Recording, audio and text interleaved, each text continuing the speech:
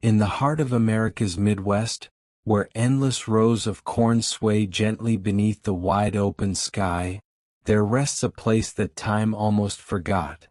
A town surrounded by nothing but earth and horizon. A place called Villisca. Nestled deep in the southern reaches of Iowa, this small farming community was the kind of place where the days bled into one another, each one marked not by drama or conflict, but by the quiet, steady rhythm of rural life. In Villisca, the world moved at a pace so slow it could almost lull you into believing that nothing truly terrible could ever happen there. A town where neighbors were more than just faces passing on the street. They were friends, family, people bound together by tradition, church, and the stubborn honesty of hard labor. A town where doors were rarely locked, where the crack of a screen door was a sound as familiar as the crow of a rooster, and the sharp scent of wood smoke clung to the cold morning air. It was, by every appearance, the very picture of peace. But on the morning of June 10, 1912, that illusion shattered. The kind of quiet that had once brought comfort suddenly felt heavy, suffocating. The kind of stillness that didn't just settle over the streets, it crawled beneath the skin. That morning, the town awoke to an absence so unnatural it couldn't be ignored. The Moore household, sitting quietly on East 2nd Street, remained untouched by the sun's first light. Curtains still drawn, doors unopened. The laughter of children that had echoed so often from that modest white house was nowhere to be heard. When concerned neighbors finally stepped inside, what they found would not only mark the darkest chapter in Villisca's history, it would haunt every person who stood in that house that day for the rest of their lives. Inside, 8 people, a family and 2 young guests, lay murdered in their beds. Josiah Moore, his wife Sarah, their 4 children, Herman, Catherine, Boyd, and Paul, and 2 sisters, Lena and Ina Stillinger, who had come to the Moore house for what should have been a harmless overnight stay. Each of them had met the same brutal fate, their lives stolen in the dead of night by the swing of an axe, their faces so disfigured they were barely recognizable. Their bodies left as they were found, still tucked beneath their sheets, faces carefully concealed beneath bedclothes. And whoever had done it had moved through that house with a calm, chilling precision. There was no struggle, no hurried escape. The crime scene told its own unsettling story, though the clues only deepened the mystery. Every mirror in the house had been deliberately covered, as if the killer could not stand the idea of being reflected back. A slab of bacon was found lying on the floor beside the murder weapon, the family's own axe, as if discarded in some forgotten ritual.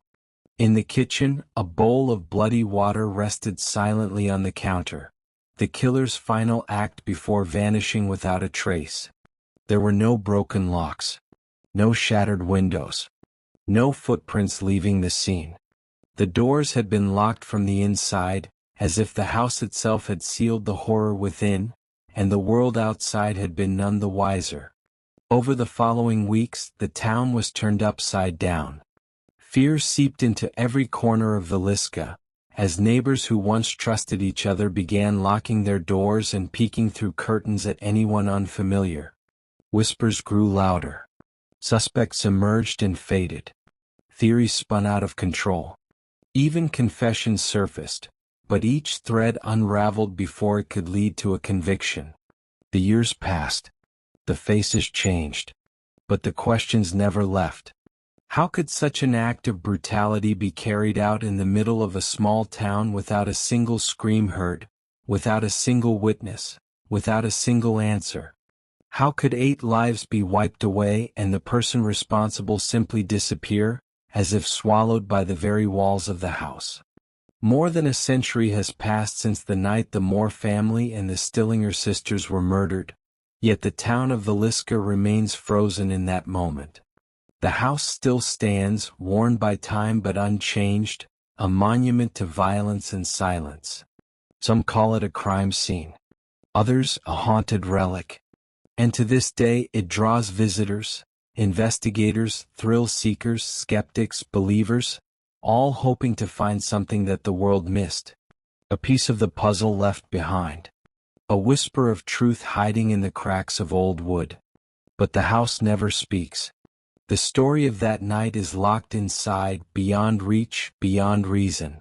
And the Villisca axe murders remain one of the most unsettling, unsolved crimes in American history. Morning came to Villisca like it always did. The sun lifted over the fields, the roosters called, and the slow rhythm of farm life stirred the town from its sleep. But something was different that day.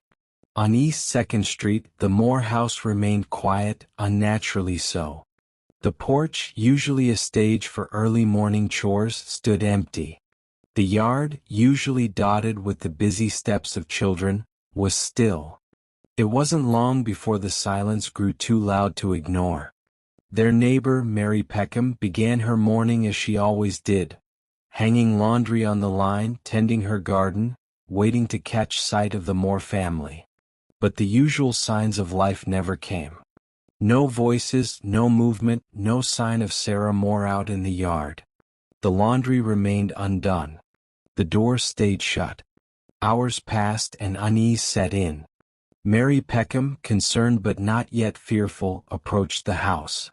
She knocked on the front door, waited, knocked again. Nothing. She tried the handle, but the door was locked.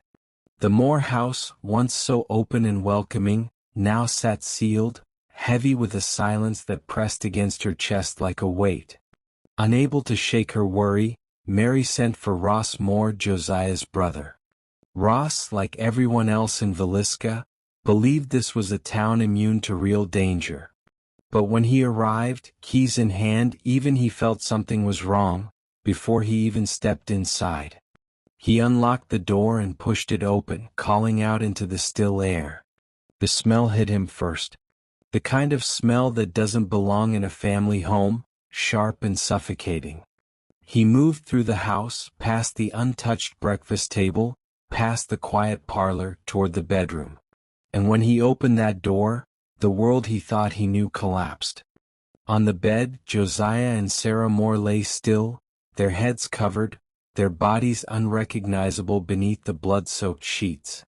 There was no sign of life, no sign of struggle, just the awful, undeniable stillness of death. Ross stumbled back into the hallway and rushed outside. His voice cracked when he called for the town's marshal. But even before authorities arrived, word began to spread, faster than any horse or telegraph could carry it. Neighbors gathered on the lawn. Eyes fixed on the house. Whispers grew into cries. Mothers pulled their children away from the scene as men stood in stunned silence, unable to look away. Inside, officers made their way from room to room, uncovering the rest of the household. Each bedroom revealed the same grim discovery. The Moore children, still in their beds, faces hidden beneath sheets that had been gently, almost deliberately, drawn over them after death. In the guest room, the Stillinger sisters lay side by side, as if they'd never woken from their sleep. What unfolded inside that house would mark the beginning of a nightmare that the town would never wake from.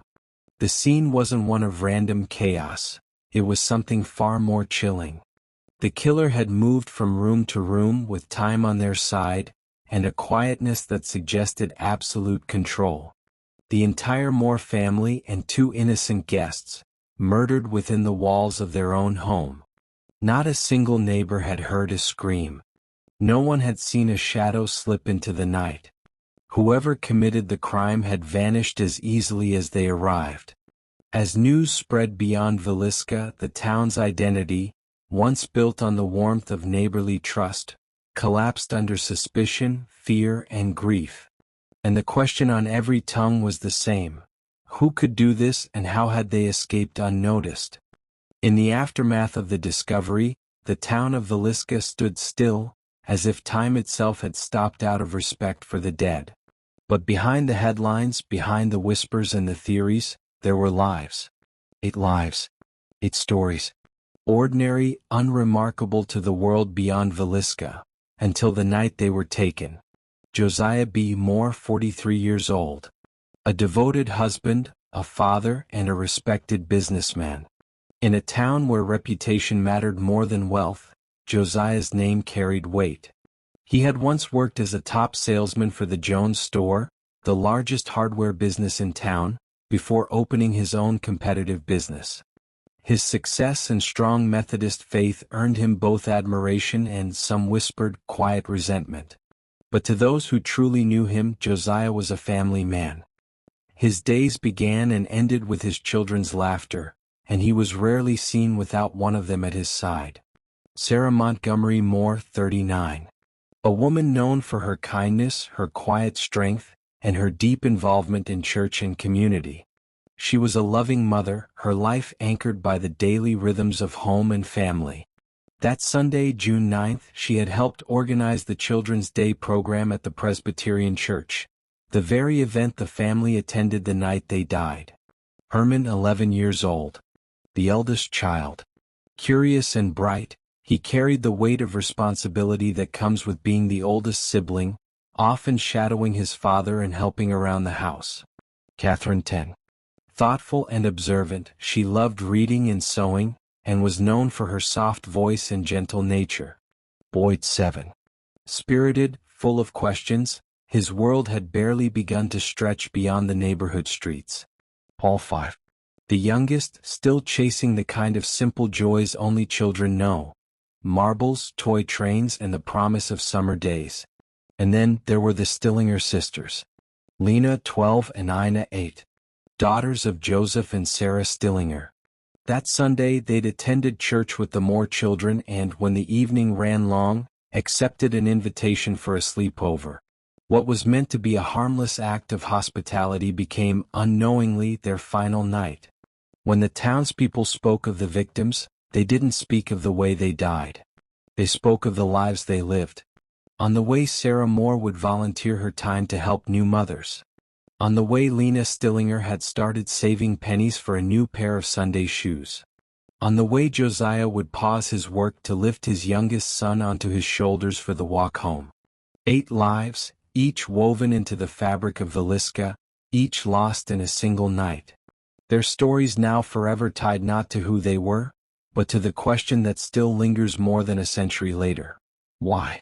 And though their names were once whispered through the streets in grief, over time, those whispers have turned to questions, and the house on East 2nd Street remains the only place where those questions ever seem to echo. Sunday, June 9, 1912. It began like any other Sunday in Villisca. The day unfolded beneath a bright summer sky, the air heavy with the scent of lilacs and fresh-cut grass. In a town where church was more than ritual, it was routine, it was community. Families dressed in their Sunday best, children fidgeted in stiff collars and pressed shoes, and the streets slowly emptied as the church doors opened. For the Moore family that morning was full of life. Josiah and Sarah prepared their 4 children for the day's events, and later the family was joined by Lena and Ina Stillinger, the 2 young sisters who had arranged to accompany the Moore children to church for the annual Children's Day service. A celebration of youth, of faith, of small-town pride, and one of the most anticipated evenings for the town's youngest faces. The Moore family and the Stillinger girls arrived at the Presbyterian Church by late afternoon. Sarah, ever active in her community, had helped organize the event, and her children were among the evening's performers. Their voices joined the choir, their laughter echoed through the pews, and for those in attendance, it was nothing more than a night of innocent celebration, the kind of evening meant to be remembered, but for all the right reasons. The program concluded around 9:30 p.m. As the congregation filtered out under the dim glow of gas lamps and the growing hush of a summer night, the Moore family gathered their children and prepared to walk the Stillinger girls home. But the hour had grown late. The walk to the Stillinger farmhouse was long, and the night sky had already begun to darken. The decision was simple, kind, and practical. Lena and Ina would stay the night at the Moore home as they had done before. The family returned to the house on East 2nd Street shortly before 10 p.m. The windows glowed faintly with lamplight. Inside, the usual routines unfolded. Shoes were left neatly by the door. Lamps were extinguished one by one. Doors locked for the night. By all accounts, the household settled in for sleep as it had done countless times before. 8 people under one roof, safe within 4 walls in a town where nothing bad ever happened. But as the clock crept past midnight, and the town of Villisca surrendered to silence, something moved through the darkness. Something that would erase everything familiar and everything safe from that house forever. No screams were heard. No signs of struggle were ever found. Only the marks left behind by the killer's weapon, the family's own axe, would tell the story of what had unfolded in the hours that followed. But the question remains, was the killer already inside the house before the family returned from church? Or had the figure slipped in under the cover of night while the household slept? The timeline ends there. The night vanishes into darkness, leaving only the aftermath, and an entire town trapped in search of answers. The house at 508 East 2nd Street was ordinary. White paint, 2 stories, wooden porch, lace-curtained windows. From the outside, nothing set it apart from the dozens of other homes lining the quiet streets of Villisca. But on the morning of June 10, 1912, as authorities stepped inside, that house transformed into something else entirely. A place where violence had spoken in silence, where death had arrived quietly and lingered long enough to leave behind a trail of unsettling clues, but no answers. The front door had been locked from the inside. There were no broken windows. No signs of forced entry. Whatever had happened inside those walls had unfolded while the world outside slept soundly. The bodies had been found in their beds, faces covered with bedclothes as if shielding them from sight even after death. But it wasn't just the brutality of the crime that haunted investigators, it was the strange, deliberate details that surrounded it. The axe used in the killings was found in the guest room, leaning against the wall, its blade darkened, its handle wiped clean of fingerprints. It was Josiah Moore's own axe, taken from the family's woodshed. The killer had chosen it from their backyard and returned it to the house, wielding it not as a tool, but as an instrument of slaughter. The force had been unimaginable. Josiah Moore had taken the first blows, so violent, the axe left gouges in the ceiling above the bed as the murderer swung with blind, mechanical fury. Sarah Moore lay beside him, her fate sealed in the same merciless fashion. And room by room the killer moved, striking each sleeping victim, the children Lena and Ina, with a cold, silent efficiency. But the violence wasn't the only thing the killer left behind. The house was littered with strange, unsettling clues. Every mirror in the house had been covered with clothes or pieces of clothing. The faces of the dead, too, had been hidden beneath bedclothes, as if the killer had tried to erase the evidence of life, or refused to face the eyes of those he had murdered. On the kitchen table, a plate of uneaten food sat undisturbed. Next to it, an oil lamp had been dismantled, the chimney removed, the wick turned down low, leaving only the faintest glow to guide the killer through the darkness. And then there was the bacon. A raw slab of bacon, wrapped in cloth, left on the floor in the guest bedroom near the axe.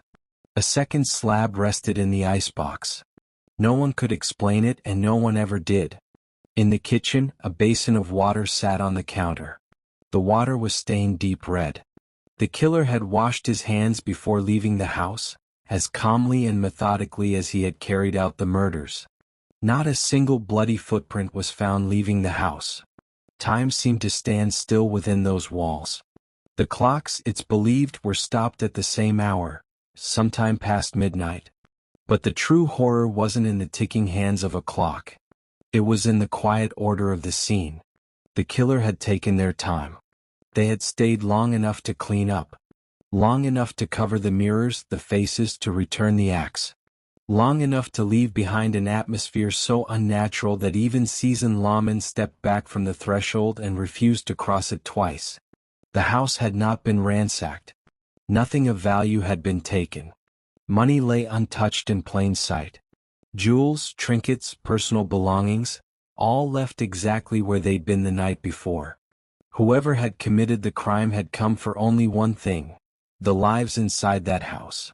And Villisca's sheriff, Henry Hank Horton, was the first to voice aloud the chilling truth the town had begun to understand.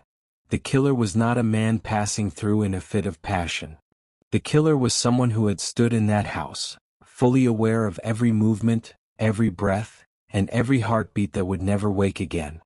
As word spread beyond Villisca, the house became more than a crime scene. It became a puzzle with pieces that would never fully fit. Each clue, each object, each blood-stained room only raised more questions. Why cover the mirrors? Why leave the bacon? Why spare no one, not even the children? And most haunting of all, how did the killer vanish into the night without a single trace? The house remained sealed for days, but the real wound had already opened in the hearts of the town. And as investigators sifted through what the killer left behind, the people of Villisca were left with only the quiet terror of knowing that the murderer had walked their streets, and might have been watching long before the crime ever began. The investigation began before the sun had fully risen on June 10, 1912. Sheriff Henry Hank Horton had been the first lawman on the scene. Hardened by years of small-town disputes and petty crimes, he stood frozen in the doorway of the Moore house, unable to comprehend the scale of what had happened. Word traveled faster than the law. By mid-morning, the streets surrounding East 2nd Street swelled with neighbors, friends, strangers, and the curious. Hundreds crossed the threshold of that house. Shoes trampled through the evidence. Fingerprints were smudged away, footprints erased. Whatever the killer had left behind was slowly consumed by the crowd, before the sheriff could make sense of it. In a time before crime scene preservation, before forensic science could name a killer from the smallest drop of blood or a single strand of hair, the investigation relied on observation, deduction, and instinct. The problem was, in Villisca, suspicion had no shortage of targets. And no shortage of shadows. The first question was the simplest and the most damning: who would wish harm upon the Moore family? In every small town there are stories left unspoken. Grudges folded into handshakes. Envy hidden behind polite smiles. The Moore family, despite their standing in the community, were not immune. Josiah Moore had once been an employee of Frank Jones, a prominent local businessman, state senator, and fellow member of the Presbyterian Church. But the relationship soured when Josiah left Jones's firm to start his own hardware store, taking with him not only customers but, rumor claimed, the trust of the man who had once called him a friend. Frank Jones was a man of influence, wealth, and reputation.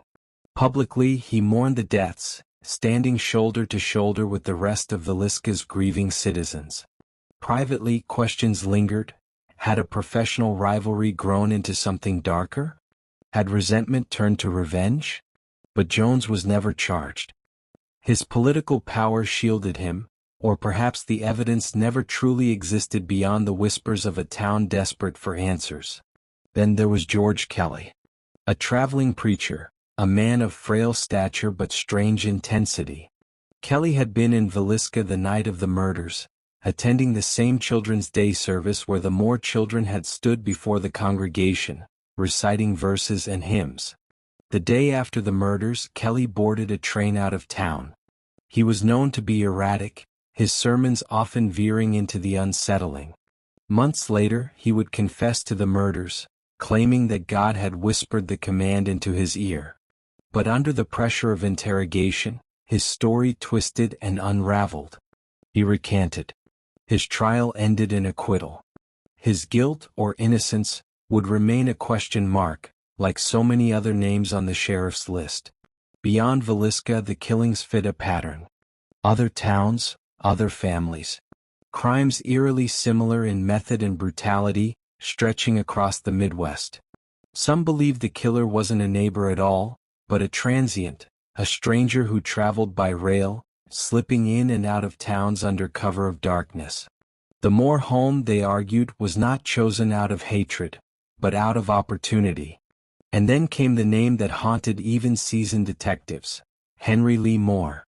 No relation to Josiah, but a convicted axe murderer who, just months later, would kill his own family in Columbia, Missouri with the same cold and calculated violence. His movements, his timeline, placed him near Iowa in the weeks before the Villisca murders. But the evidence was circumstantial. His name, too, was written on the long and growing list of maybes. Frank Jones, George Kelly, Henry Lee Moore, and others, whose names have since slipped from the headlines and into the void of unsolved crimes. Each one examined. Each one interrogated. None convicted. The investigation stretched for years through false leads, confessions that contradicted themselves, trials that led nowhere, and a town that grew older while the truth stayed buried beneath the floorboards of the past. The unanswered questions outlived the case files. Who carried the axe into the Moore home that night? Who covered the mirrors and the faces of the dead? Who stood at the kitchen sink, washing away the evidence in a basin of water, as if cleansing not only the blade but their own conscience? And most haunting of all, was the killer ever truly a stranger? Or was it someone who had once shared their table, passed them on the street, tipped a hat in greeting, while the entire town looked on, blind to the truth? The case files were eventually packed away. The suspects grew old, their faces fading from memory. And the town of Villisca returned to its quiet existence, though the house on East 2nd Street stood unchanged. A monument to a crime that refused to be solved. Years passed. Decades came and went. And yet, for the town of Villisca, time never fully moved forward. Some wounds are too deep to heal. Some questions too heavy to forget. And so the murder of 8 souls inside that small white house did not fade away like most tragedies. It rooted itself into the soil, into the streets, into the walls of the town itself. The house on East 2nd Street was more than just a home. It was a crime scene, a monument, a living relic of unanswered violence. And over the years, it changed hands, passed from owner to owner, but its walls never fully gave up what they had seen. Some tried to carry on as if the past had been sealed away with the closing of its front door. Families lived there, raised children of their own. Curtains were hung, meals were served, life returned in the form of a quiet, domestic routine. But always, the house remained a silent witness, and its history, a shadow that clung to every room. Others came seeking something else entirely. Paranormal investigators, historians, curious travelers, each drawn not by the wallpaper or the woodwork, but by the silence that seemed to hang heavier than the air itself. The kind of silence that no house ever truly earns on its own. As the years stretched into a century, the Villisca Axe Murder House became a place of pilgrimage for those fascinated by the unsolved. Television crews arrived. Documentary filmmakers rolled their cameras. Overnight guests spent long hours listening for sounds that couldn't be explained. Footsteps where no one walked. Doors creaking open on their own. The faint, distant voices of children long gone. The house offered no explanations. Only echoes. Only questions. The town, too, never fully escaped the weight of that night. Villisca grew quieter, its population shrinking as decades blurred into one another. The name Villisca, once just a dot on the map, became synonymous with a single night of horror.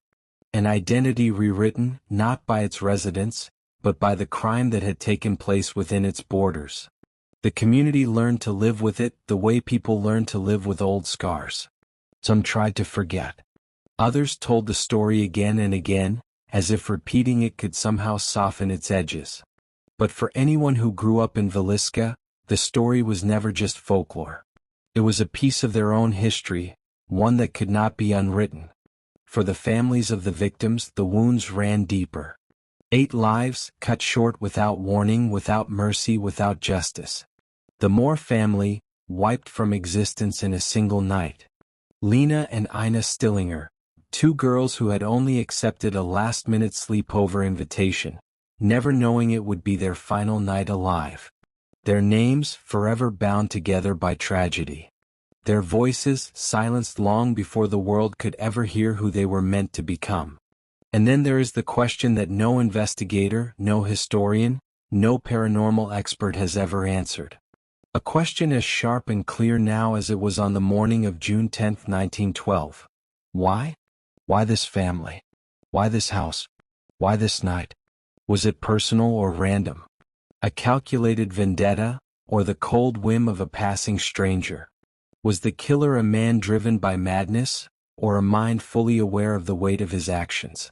And if the killer was a stranger, where did he go? If it was someone close, how did he remain hidden in plain sight? These are the questions that remain. They linger not just in old police reports or in the yellowed pages of long-forgotten newspapers, but in the walls of that house, and in the hearts of those who still call Villisca home. Some crimes are solved and sealed away in the past. Others become stories, repeated until they lose their shape and their meaning. But the Villisca axe murders remain something else entirely. They remain unfinished.